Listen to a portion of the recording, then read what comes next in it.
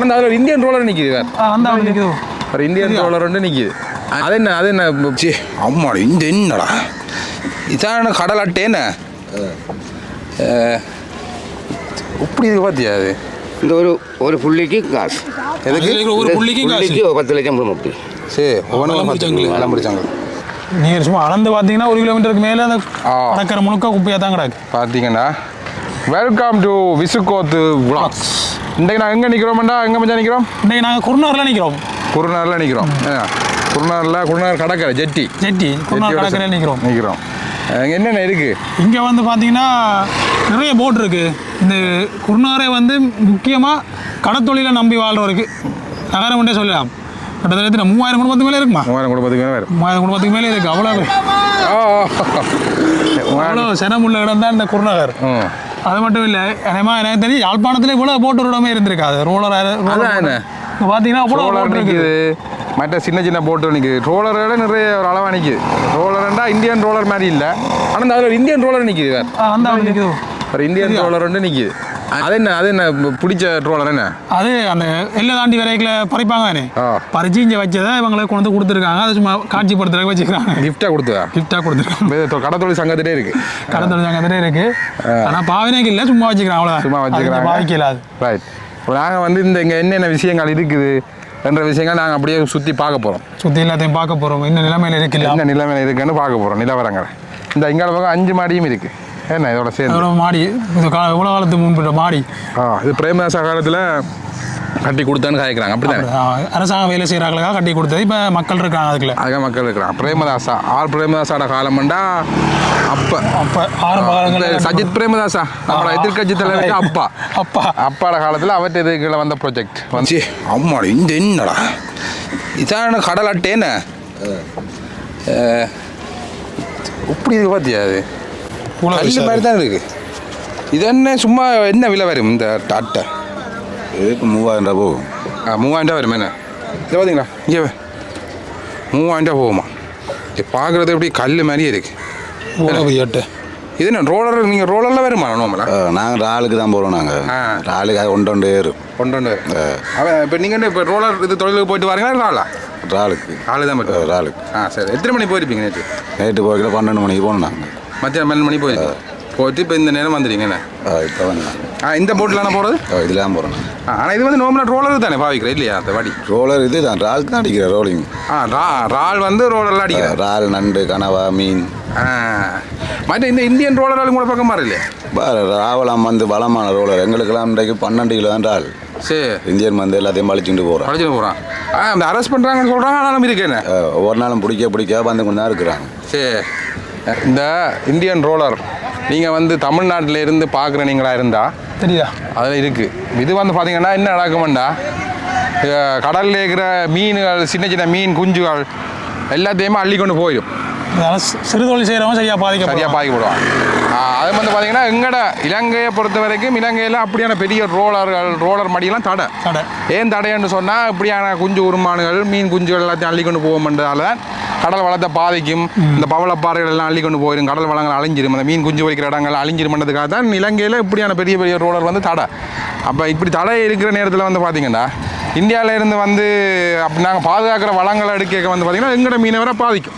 இங்கே எவ்வளோ பேர் இதை நம்பி இருக்கிறாங்க, குடும்பங்கள் இருக்குது. அப்போ நான் இந்தியா மெயினாக தடை செய்கிறதுக்கு காரணமே தான். இங்கேயும் நான் வாழ்கிறவங்க உழைக்கத்தானே. அப்போ இங்கே எங்கட கடல் வளங்களை நாங்கள் பாதுகாக்கணும்னு நினைக்கிறோம். எங்கட நாட்டு எல்லைக்குள்ளே பாதுகாக்கணும்னு யோசிக்க. அப்போ இப்படி வரைக்கும் வந்து பார்த்திங்கன்னா அது எங்கட வளங்களை அழிச்சு கொண்டு போகிறது மட்டும் இல்லாமல் எங்களோட எதிர்கால சந்ததிக்குரிய வளங்களையும் கொண்டு போகுது.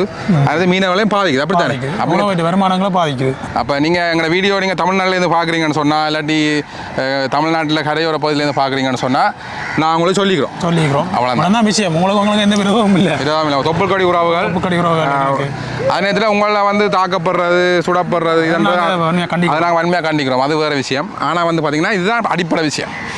கடல் வளங்கள் அழிக்கப்படுறன்ற காரணத்துக்காக தான் நீங்கள் மீனவர்களும் இலங்கையில் இருக்கிறவங்களும் வந்து அதை எதுக்குறாங்க. இந்திய ரோலர்கள் வந்து எங்களோட கடல் எல்லைக்கு வாரது. இது இடம்புரிச்சங்கனபடியாக குறைஞ்ச விலை போகுது. அதே இது வலம்புரிச்சங்க இருந்தால் அதில் விலையே வேறையாக இருந்திருக்கும். அதில் டிமாண்ட் அப்படி. சரி. அதே அப்படி டிமாண்ட் ஏன்னா 80 லட்சம் கிட்ட வருமா?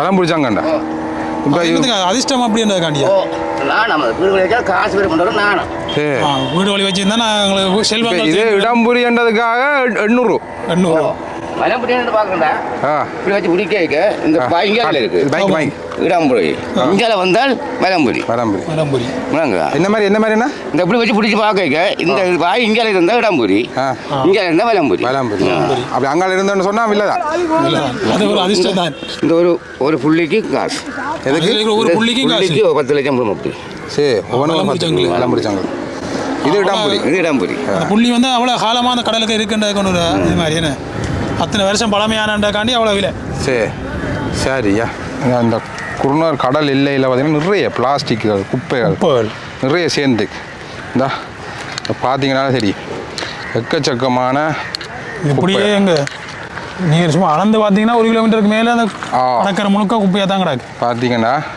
இந்த இதில் இருக்கிற அந்த இப்படி குப்பை வந்து இப்படி கடற்கரையாக அப்படியே போய் இப்படியே அங்கே வரைக்கும் போகும் எங்கே இப்படியே போனால் அப்படியே 1 கிலோமீட்டர் கூட தான் போட்டு அங்கே நிற்கிற இடம் வரைக்கும் போகும் நார்மலாகவே ஒரு பிளாஸ்டிக் போத்தல் எவ்வளோ காலத்துக்கு இருக்கும் 500 வருஷம் இருக்குன்றாங்க 500 வருஷத்துக்கு வந்து ஒரு பிளாஸ்டிக் போத்தல் வந்து அழியாமல் இருக்கு தானே சரியா பார்த்தீங்கன்னா இப்போத்திய கணக்கின்படி 10 தலைமுறை பார்க்கலாம் 50 வருஷம் இப்போ கணக்கு 50 வருஷம் ஒரு தலைமுறைக்குன்னு பார்த்தாலும் 10 தலைமுறை தாண்டி ஒரு பிளாஸ்டிக் இதுக்கு போகிற பிளாஸ்டிக் போத்தல் கிடக்கும் ஒரு சாதாரண போத்தல் 10 தலைமுறை கிடக்க போகுது அப்போ நாங்கள் போகிறதால பெருசாக என்ன வரப்போகுதுன்னு சில யோசிக்கலாம் ஆனால் வந்து பார்த்தீங்கன்னா அது கடல் வளங்களே ஃபுல்லாக பாதிக்கும் பேக்கில் எவ்வளோ காலம் கிடக்குது பேக் சோப்பியும் ஒரு நார்மல் பிளாஸ்டிக் பேக் வந்து 10 வருஷத்துக்கு இருக்குமா 10 வருஷத்துக்கு சாதாரண பேக் நான் 5 ரூபா 10 ரூபாய் வாங்குற பேக்கு 10 வருஷத்துக்கு அழியாமல் கிடக்குமா அப்போ இதை வந்து மீன்கள்லாம் சாப்பிட்றா என்ன செய்யணும்னா அதிൻ്റെ சமீபாட்டு தொகுதிகளில் பிரச்சனை வரும் அது அழிஞ்சு போகும் மற்ற நீங்கள் உங்களுக்கு சில வீடியோக்கெல்லாம் பார்த்துருப்பீங்க ஆமைக்கெல்லாம் முகாமத்துக்குள்ள பிளாஸ்டிக் போத்தெல்லாம் போட்டு இதுகளுக்கு குத்துப்பட்டு காயப்பட்டுலாம் நிற்கும் அந்த கடல்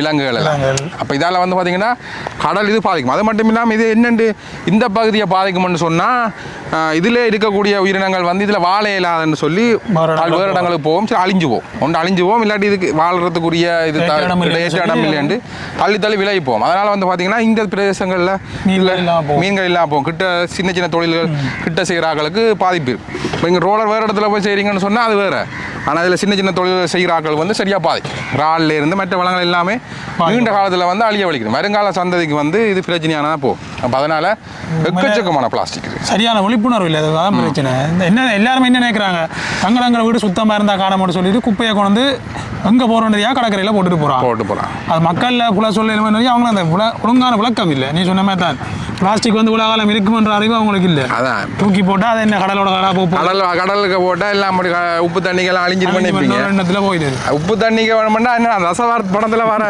அந்த கிருமி அழியும் உப்பு NaCl NaClக்கு அந்த கிருமி அழியும் ஆனால் பிளாஸ்டிக் அழியாது பிளாஸ்டிக் கிடக்கும் அந்த கிருமி தான் என்ன கிருமி தான் இந்த சுனாமி மாதிரி வந்து மூடி இதாண்டும் ரசவாரத்தில் வர அந்த வயல்லேருந்து வர அந்த கிருமி வந்து அழியும் ஆனால் பிளாஸ்டிக் அழியாது 500 வருஷத்துக்கு மோசமான பிளாஸ்டிக் அதை விட மோசமான பிளாஸ்டிக் 500 வருஷத்துக்கு கடலுக்குள்ளேயே கிடக்கும் அப்படியே கிடக்கும் 500 வருஷம்னா யோசிப்பாங்க எத்தனை வருஷம் நாங்கள்லாம் இருந்தாங்கன்றதுக்கான தடயமே இல்லாமல் அதனால் வந்து கொஞ்சம் தயவு செய்து யோசிச்சு கொள்ளுங்க கடல் வளங்கள் அழிய பார்க்கும் மற்ற அடுத்தடுத்த தலைமுறைக்காக தான் நீங்கள் போயிருங்க போட்டுட்டு வரவங்க இதால் கூட பாதிக்கப்பட போகிறாங்க அதெல்லாம் பார்க்கணும் மற்றது இங்கே இதெல்லாம் நிறைய கொக்கு நிற்கிது பார்த்தியா வேறு கொக்குகள் சின்ன மீன்கள் அந்த வலைகளில் போடுற மீன்கள் இருக்குது அந்த மீன்களை அதில் தூக்கி போடுவாங்க அதில் சாப்பிட்றதுக்கு வரும் கரைவரங்கள் மீன் சின்ன குஞ்சு மீன்கள் இருக்குது தானே அதில் வந்து நிற்கிது சில பருந்தெல்லாம் கொஞ்சம் பறந்து போயிட்டு நாங்கள் சில வடிகள் இந்த இதுகள் வேலை தட்டைக்க வர கழிவுகள் சாப்பிட்றதுக்கு செத்த மீன்கள் சாப்பிட்றதுக்கு வரும் அதெல்லாம் பார்த்தீங்க அழகான ஒரு இடம் ஆனால் இது பிளாஸ்டிக்குகள் குப்பைகள் போடாமல் இருந்தால் இன்னும் நல்ல வழியாக வச்சிருக்கலாம் இந்த கிராமம் சரி இடமும் சரி அழகான இடம் சுத்தமாக வச்சிருந்தா இன்னும் அழகா இருக்கும் அதானே ஆசையும் அதான் பிறந்து வளர்ந்தார்கள் அந்த மாநகர சபையும் ஏதாவது செய்யலாம் எவ்வளவு நிதிகள் எங்கெங்கெல்லாம் போகிறதுக்கு இதுகளுக்கு ஒதுக்கலாம் ஏன்னா தொழிலோட சார்ந்தது நம்பி தான் இவ்வளோ குடும்பங்கள் இருக்குது குடும்பம் மட்டும் நாடு எங்கே இருக்கு எக்ஸ்போர்ட் பண்ணுற சாமான்களில் மீனும் ஒரு அட்டை உண்டு அதெல்லாம் எக்ஸ்போர்ட் இங்கே செஞ்சு ஏற்றி செஞ்சுட்டு இருக்காங்க அதனால் வந்து இதெல்லாம் பாதுகாக்கிறதுக்கான வேலையில் அரசாங்கம் ஏதாவது செய்ய வேணும், கடற்தொழில் சங்கங்களும் இதை பார்த்து ஏதாவது செய்ய வேணும். எல்லாமே கவனம் எடுக்கணும், கவனம் எடுக்க வேணும். எவ்வளோ பெரிய விஷயம், மக்களும் கவனம் எடுக்க வேணும், மீனவரும் கவனம் எடுக்க வேணும், அரசாங்கம் கவனம் எடுக்கணும், கடற்தொழில் சங்கங்களும் கவனம் எடுக்கணும். மொத்தத்தில் எல்லாருமே கவனமாக இருக்கணும். சாதாரண ஆள்லேருந்து பெரிய தலைவரைக்கும் நாங்கள் கவனமாக இருக்கும். நாட்டு பொருளாதாரம் இதில் தான் இருக்கு, சாதாரண ஒருத்தர் வாழ்வியலும் இதில் தான் இருக்கு. அப்போ எல்லாருமே கவனம் எடுக்கணும். அவ்வளோதான். சரிதானே. அதனால் இதோட நாங்கள் முடிச்சுக்கொள்வோம். நன்றி, வணக்கம்.